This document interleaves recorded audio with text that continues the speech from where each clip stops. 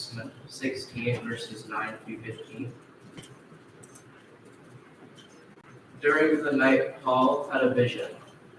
There stood a man of Macedonia, pleading with him and saying, "Come over to Macedonia and help us." When he had seen the vision, we immediately tried to come over to Macedonia, being convinced that God had called us to proclaim the good news to them. We therefore set sail from Troas and took a straight course to Samaria.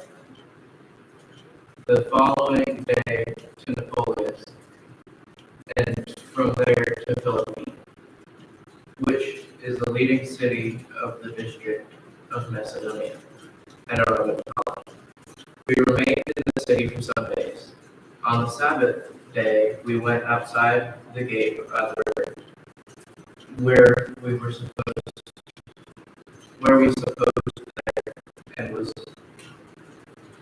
supposed there was a place of prayer, and we sat down and spoke to the woman who had gathered there.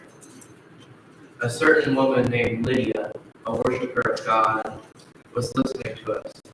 She was from the city of Lydia and a dealer in purple cloth. The Lord opened her heart to listen eagerly to what was said by Paul. When she and her household were baptized, she urged us to say, "If you have judged me to be faithful to the Lord, come and stay at my home." And she prevailed upon us.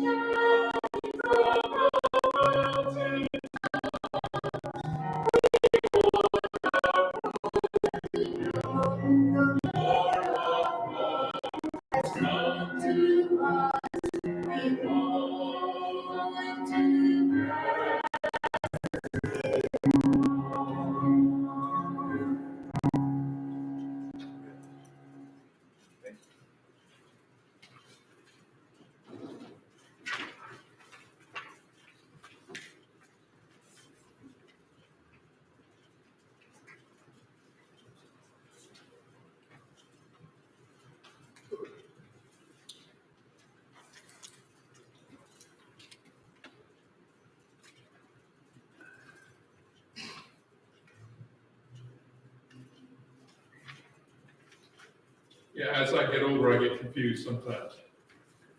So I'm going to use the excuse his birthday. That's what got me on here. My wife, her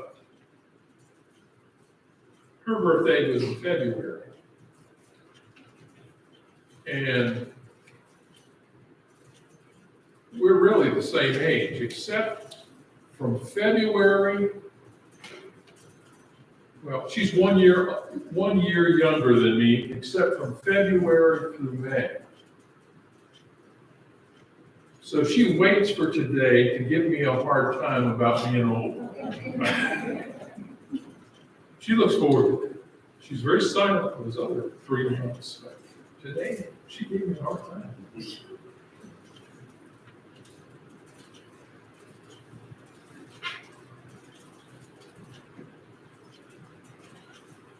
It must have been a restless night for Paul.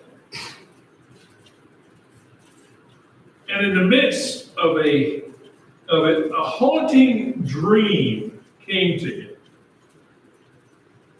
Before him stood the figure of a man whom Paul recognized as a Macedonian. The apostle heard him crying out and pleading with Paul, "Come over to Macedonia. Come over to Macedonia. Come over. Help us. Help us." The next morning, he awoke with the certainty that God was sending him a message to go and share the good news of Jesus Christ with him. Immediately, they set a beeline course to Macedonia, a Roman colony.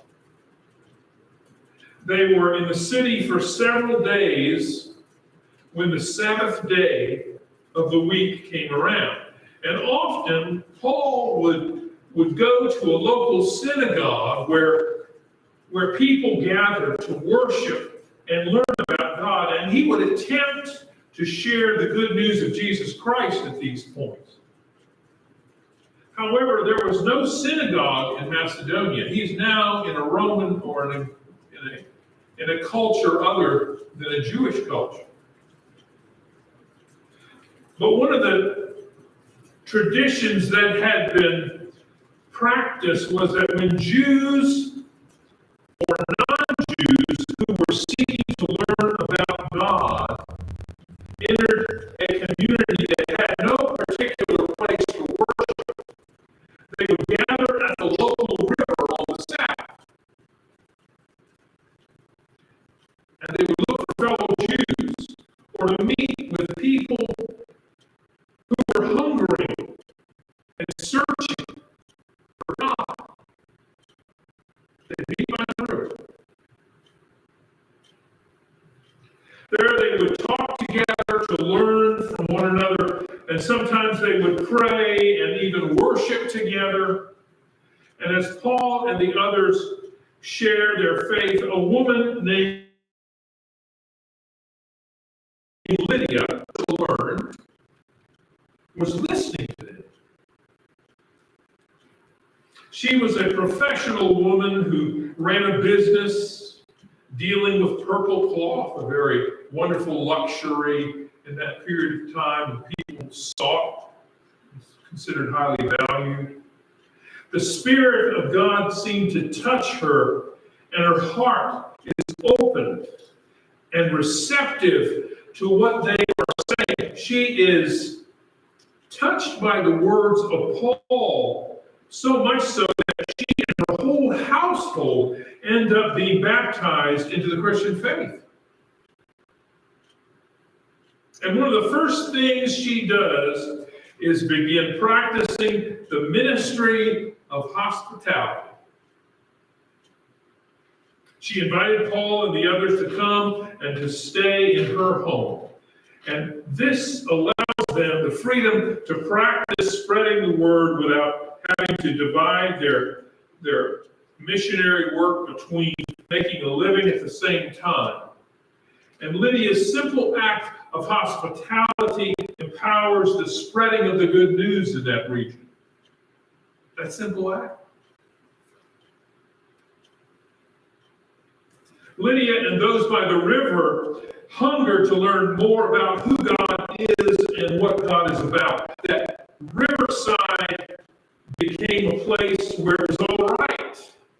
It was all right to explore questions and to seek those who question and to seek out answers. It was a place for those who, in their questioning, it was all right. A place for those who yearn to know God more deeply and to discover the Lord's purpose for their lives. The Apostle Paul didn't find that in every synagogue he visited.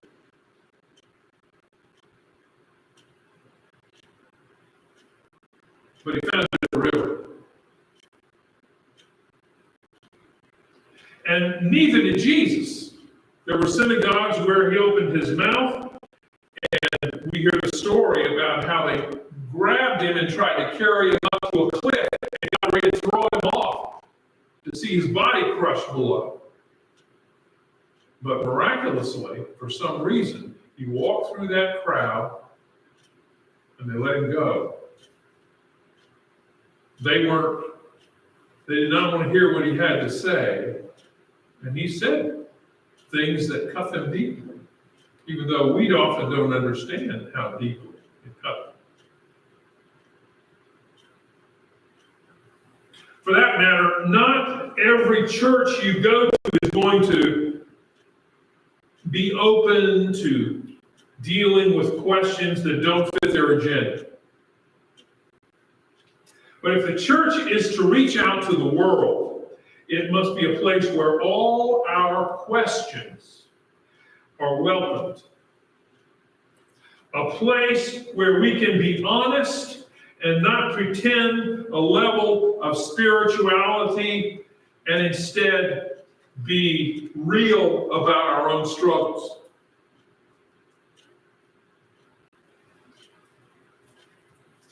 For we have struggles along our journey, every one of us. I often wonder how many people in the church say they believe certain things or have experienced certain things simply because they're afraid what people will think if they tell them the truth. Brothers and sisters, the beginning of faith is not agreeing on all doctrine or agreement on all spiritual experiences. The beginning of faith is honestly about who we are and what is going on in our lives. If you don't address those questions, you never get to the heart of the gospel. If a community of faith is to be authentic, we must be a fellowship that welcomes people wherever they are in their search. We really are tempted to want people cookie cutter, like us, who believe like us, who act like us, who dress like us, which is awful boring to God, as well as most of us. But the truth is, God is wanting the people of faith to allow people to raise questions and ask and to wrestle, because that's part of our lives together. No matter where people are in their search.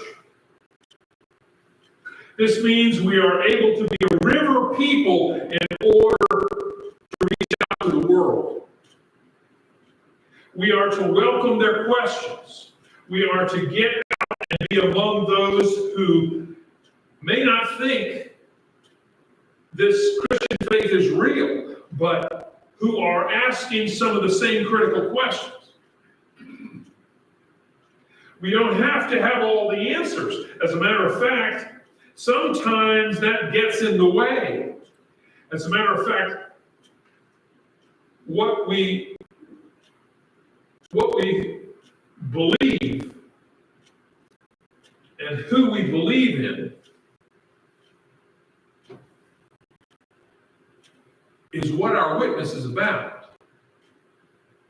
To authentically be a witness, who we are has to come to the realization that people see something real in us rather than fake, and not just words. A witness does not try to prove anything. A witness simply tells about what happened to them. They tell about their own experience. You aren't called to be a lawyer for Jesus. You don't have to go out and prove anything to anybody about the existence of God. What you are called to do is to be a witness, to tell your story of what you have found in your life that God has done for you, where God has brought a healing to you, where God has cared for you and nurtured you and stood with you. That's your call. This telling about our experiences is not about ourselves as a person who has arrived. Rather, we have to be willing to tell about ourselves as a person who, in all their imperfection, has come to believe that God loves them, even in our imperfection. Even in the midst of our imperfection, we have to be a people who confess and admit our sin, yet are finding the power of God to begin to overcome that sin. And even when we fail, still believing that the Lord does not give up on us. What would happen if we were a community that were that authentic, that we were not afraid to be real? And we told people that we're frail Christians. We struggle with doubts, fears, with all kinds of things. But that is the beginning of God being able to transform us and heal us. And by pretending that we are in a place that we aren't, we often deceive our own selves. And again, keep God from being able to bring healing to us. And where Christ has come alive in us, we are to share that in word and deed. For that is what the world is looking for. The way Lydia showed it was with the kindness and care of hospitality. I don't know where or how God is calling you to show it. But I do know it often starts with the little things. And then someday God may ask you to do a big thing. But not until you do the little things. Sometimes you stumble, but you get back up because you are trying to follow Jesus. And before you know it, even though you may not feel it, you look back and you begin to see that you are not the same person you were. Your journey has become different. You begin to realize that God has been walking with you all along, even when you didn't realize. You know, God doesn't ring a bell every time you do the right thing. God doesn't send you a postcard with a little golden star on it and say, keep up the good work. God continues to make us walk in faith. And someday when we look back, we're going to realize, oh goodness, I was there, now I'm here. Things have changed in my life. I hardly knew it while I was going through it, but they had. And though you feel incomplete and unfinished as a Christian, it begins to dawn on you that the Holy One has been shaping you and molding you through your journey. You have had fits and stops stumbling and falling and getting back up. And you've even had glorious moments of knowing deeply that God's grace has been there for you. Brothers and sisters, this is the spiritual journey we, as sinners who have discovered the living God, who has redeemed us through the sacrifice of Jesus Christ, and who is determined to shape us into children of God. Jehovah is determined to set us free from those things which have placed us in bondage. The merciful one will not rest until we have known grace and forgiveness deep in our bones and be set free. And when we come to know these things, the Holy One invites you and me to be a part of God's witness in the world, not when we have arrived at some spiritual plane, but to begin practicing in word and deed now, trusting that the Lord will finish the work that has been begun in us by the Holy Spirit. Because a Christian is simply a hungry person sharing with another hungry person where to find bread. And the world is terribly hungry for what is real and what is authentic. And if Jesus is real and authentic in you, they will be attracted to you, drawn to you, even in your frailty, even in your struggle.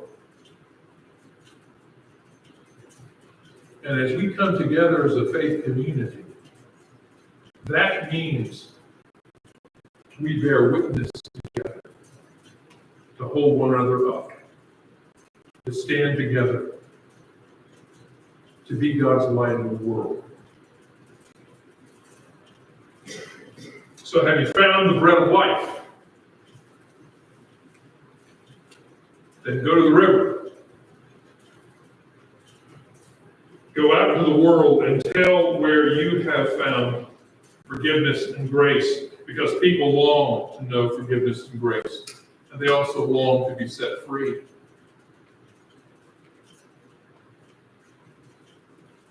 If Jesus has set you free, I don't mean if Jesus has finished the work in you, because my gosh, I still got a long way to go, no matter what my birthday is. And yet God is so loving and faithful and gentle with working and shaping our lives to finish the work that God has begun in us. And if they get a glimpse, just a little glimpse of Jesus in you, mercy in you, care in you, love in you, they'll be attracted. Don't be afraid to tell them what Jesus means to you. You don't have to prove a thing. Just be a witness. This is what I know. This is what I've experienced. God will bless that over and over and over.